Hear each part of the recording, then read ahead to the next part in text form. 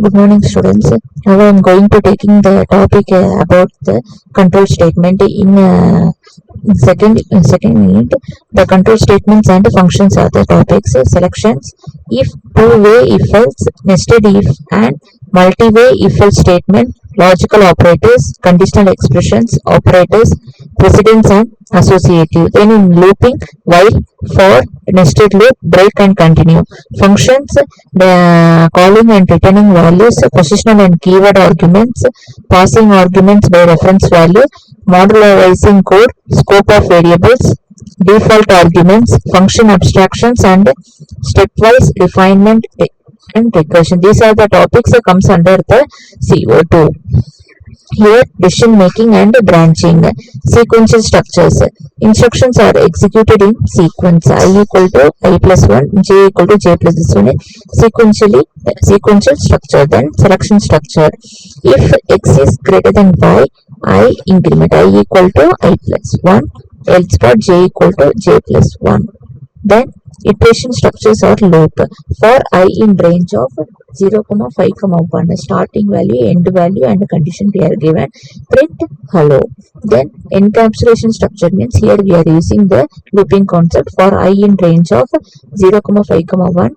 Then if condition print hello, else for print hi. If this condition is true means this print statement will be executed, else for print hi. Then conditional statement. In conditional statement, here we can say it as a decision making statements or a conditional statement. It is used to control the flow of executions, also to test the logically whether the condition is true or false. Here simply we can say it as conditional statements. We can identify this condition is true or false. Like that we can easily identify it. Here we have given the if condition. Then true statement. Only if statement is used means we are using only one conditions, that is if condition. Then if this condition is true means that true statement will be executed. Otherwise, if this condition is false means the false statement will be executed. Here example, here we have using the two variables, that is a and b. A equal to int input of enter a value, b equal to int input of enter b value. That means here two variables we have represented. We are getting the input from the integer, that is that number will be in whole number. So we have represented here int input of enter a value. Here we are representing some values for a, then some values for b. Here if a is greater than b, that means a value here we have represented, b value also represented. Then we are checking that condition it is true or false. If this condition is true means this statement will be executed, that is a is big, print a is big. Otherwise else part will be executed. Next, alternative if else statements, that is it is basically two-way decision making statements. That means it checks the condition. If the condition is true, it means executes the true statement. If condition is false, another set of statement will be executed. That is here represented in the syntax, that is if condition true statement will be executed. If this condition is false, the false statement will be executed. That is condition true statement, false statement. A, B, two variable is represented here. A equal to int input of enter a value, B equal to int input of enter B values. If A is greater than B, print A is big. If this condition is true means A value is big, that will be executed. Else what? Print B is big. If this condition is false means B part will be executed.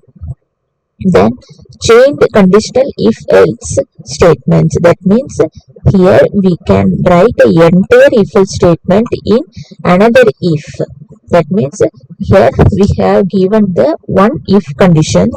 If this is true means that true statement will be executed. Another if statement, that is another if condition statement is given here, that is if condition true. If this is true means the true statement, statement will be executed. If this both if condition is not, it is false means this else part will be executed. For example, for that, if we use two if conditions means we have to use the three variables, that is a, b, c. Int input of enter a value, b equal to int input of enter b value, c equal to int input of enter c values. Here if a is greater than b and a is greater than c, here we have to represent the conditions checking a to b and a to c also. Then if this value is executed proper, condition is true means the print a is big will be a value will be biggest one. Then another if conditions, b is greater than c, remaining only b to c only checking. B is greater than c means if this condition is true means the b value will be the biggest. If while checking these three conditions, this three condition also false means else part what we have given here, c is big, so that c number will be the biggest number. If here itself true means this value will be represented, here false and this condition is true means that b value will be executed, and else part c is big. So here next last one is nested if else statement. That means that programming having more than two if else statement, then that is called as nested if else statement. Then here one example we have given here, it is positive or negative or 0. Okay, here we have given only one input, that is a equal to 10.